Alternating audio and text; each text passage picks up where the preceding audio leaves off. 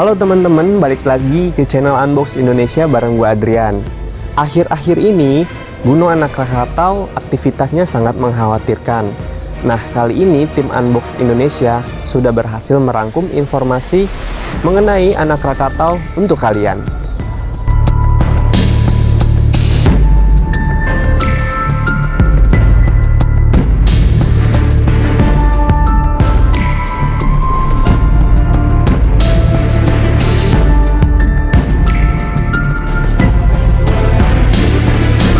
Gunung Krakatau disebut-sebut Gunung Purba. Gunung yang berada di bawah Laut Selat Sunda ini pernah meletus dengan dahsyat pada 1883. Sejak saat itu, gunung ini dikenal dunia karena letusannya. Memakan korban kurang lebih 36.000 jiwa dengan daya ledak diperkirakan mencapai 30.000 kali bom atom yang diledakkan di Hiroshima dan Nagasaki di akhir Perang Dunia Kedua.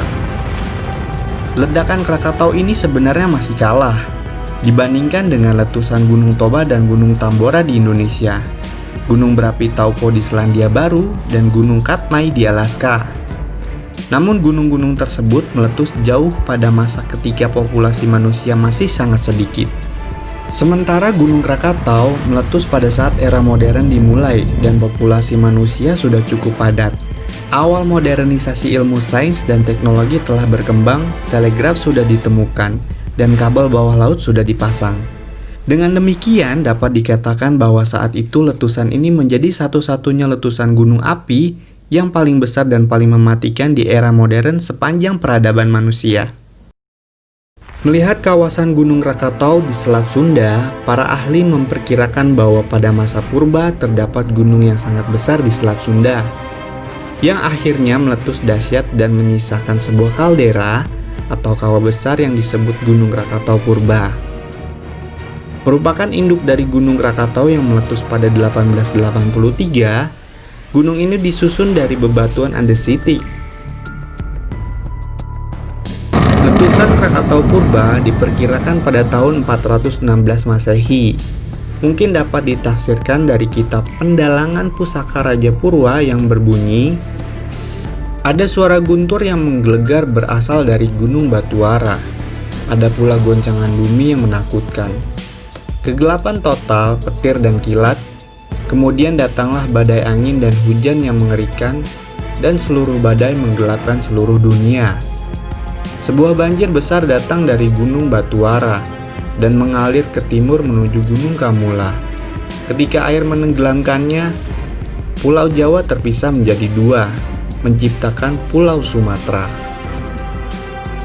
Pakar geologi Bironjos Escher dan beberapa ahli lainnya berpendapat bahwa kejadian alam yang diceritakan berasal dari Gunung Krakatau Purba, yang dalam teks berarti disebut Gunung Batuara. Menurut Pustaka Raja Purwa, tinggi Krakatau Purba ini mencapai 2000 meter di atas permukaan laut, dan lingkar pantainya mencapai 11 km.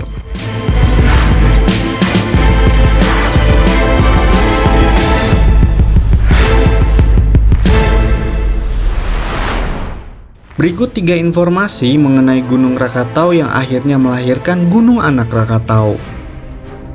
Yang pertama, asal-muasal Gunung Krakatau. Asal-muasalnya Gunung Krakatau muncul dari sejarah Pulau Rakata, yang merupakan satu dari 3 pulau sisa Gunung Krakatau Purba, kemudian tumbuh sesuai dengan dorongan vulkanik dari dalam perut bumi yang dikenal sebagai Gunung Krakatau atau Gunung Rakata yang terdiri dari batuan basaltik. Kemudian 2 gunung api muncul dari tengah kawah, bernama Gunung Danan dan Gunung Perbuatan, yang kemudian menyatu dengan Gunung Rakata yang muncul terlebih dahulu. Persatuan ketiga gunung api inilah yang disebut Gunung Krakatau. Gunung Krakatau pernah meletus pada tahun 1680, menghasilkan lava andesitik asam. Lalu pada tahun 1880, Gunung Perbuatan aktif mengeluarkan lava meski tidak meletus. Setelah masa itu, tidak ada lagi aktivitas vulkanis di Krakatau hingga 20 Mei 1883. Pada hari itu, setelah 200 tahun tertidur, terjadilah ledakan kecil pada Gunung Krakatau. Itulah tanda-tanda awal terjadinya letusan dahsyat di Selat Sunda. Ledakan kecil ini kemudian disusul dengan letusan-letusan kecil yang puncaknya terjadi pada 26 sampai 27 Agustus 1883. Yang kedua, erupsi 1883. Tepat jam 10:20 pada hari Senin 27 Agustus 1883, terjadilah ledakan pada gunung tersebut. Menurut Simon Winchester, ahli geologi lulusan Universitas Oxford di Inggris yang juga penulis National Geographic, mengatakan bahwa ledakan itu adalah paling besar, suara paling keras dan peristiwa vulkanis yang paling meluluh lantahkan dalam sejarah umat manusia modern. Suara letusan terdengar sampai 4.600 km dari pusat letusan dan bahkan dapat didengar oleh 1/8 penduduk bumi saat itu. Penelitian dari University of North Dakota, ledakan Krakatau bersama ledakan Tambora 1815 mencatat nilai Volcanic Explosivity Index atau yang disingkat dengan VEI terbesar dalam sejarah modern. The Guinness Book of Record mencatat ledakan Krakatau sebagai ledakan yang paling hebat yang terekam dalam sejarah. Letusan Krakatau telah melempar batu-batu apung dan abu vulkanik. Dengan volume 18 km kubik, semburan debu vulkanisnya mencapai 80 km. Benda-benda keras yang berhamburan ke udara itu jatuh di dataran Pulau Jawa dan Sumatera. Bahkan sampai ke Sri Lanka, India, Pakistan, Australia, dan Selandia Baru. Letusan itu menghancurkan Gunung Danan, Gunung Perbuatan, serta sebagian Gunung Rakata, di mana setengah kerucutnya hilang, membuat cekungan selebar 7 km dan sedalam 250 meter. Tsunami juga terjadi saat itu, dengan gelombang laut setinggi 40 meter menghancurkan desa-desa dan apa saja yang berada di pesisir pantai. Tsunami ini timbul bukan hanya karena letusan, tetapi juga longsoran bawah laut. Tercatat jumlah korban yang tewas mencapai 36.417 orang, berasal dari 295 kampung kawasan pantai, mulai dari Merak di kota Cilegon hingga Cilamaya di Karawang, pantai barat Banten hingga Tanjung Layar di Pulau Panaitan, ujung kulon, serta Sumatera bagian selatan. Di ujung kulon, air bah masuk sampai 15 km ke arah barat. Keesokan harinya, sampai beberapa hari kemudian, penduduk Jakarta dan Lampung pedalaman tidak lagi melihat matahari. Gelombang tsunami yang ditimbulkan bahkan sampai merambat ke pantai Hawaii, pantai barat Amerika Tengah, dan semenanjung Arab yang jauhnya 7.000 km. 3. Kelahiran Gunung Anak Krakatau. Lahirnya Anak Krakatau tahun 1927 atau kurang lebih 40 tahun setelah meletusnya Gunung Krakatau, muncullah gunung api yang dikenal sebagai Anak Krakatau dari kawasan kaldera purba yang masih aktif dan tetap bertambah tingginya. Kecepatan pertumbuhan tingginya sekitar 0,5 meter atau 20 inci per bulan. Setiap tahun ia menjadi lebih tinggi sekitar 6 meter atau 20 kaki dan lebar 12 meter atau 40 kaki. Catatan lain menyebutkan penambahan tinggi sekitar 4 cm per tahun.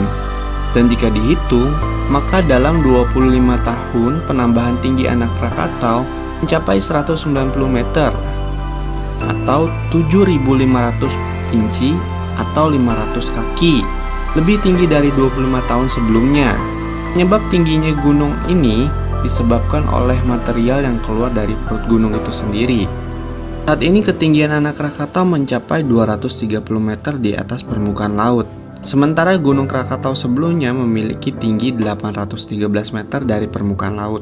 Simon Winchester pernah berkata, sekalipun apa yang terjadi dalam kehidupan Krakatau yang dulu sangat menakutkan, realita-realita geologi, seismik serta tektonik di Jawa Sumatera yang aneh akan memastikan bahwa apa yang dulu pernah terjadi suatu ketika akan terjadi kembali. Tak ada yang tahu pastinya kapan Anak Krakatau akan meletus.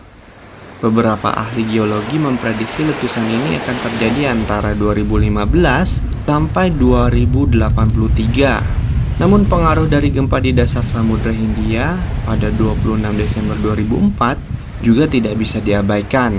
Sedangkan menurut Profesor Ueda Nakayama, salah satu ahli gunung api berkebangsaan Jepang, anak Krakatau masih relatif aman, meski aktif dan sering ada letusan kecil. Para pakar lain juga menyatakan tidak ada teori yang masuk akal tentang anak Krakatau yang akan meletus kembali.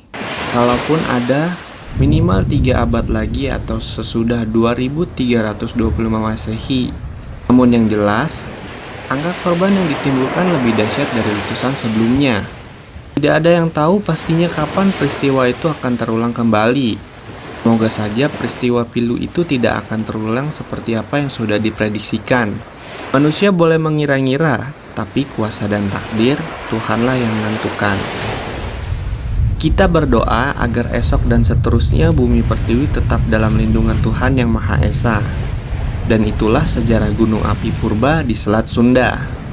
Gua Adrian pamit undur diri, tapi sebelum itu jangan lupa like dan subscribe agar gua dan tim Unbox bisa terus kasih info hal-hal bersejarah lainnya versi Unbox History.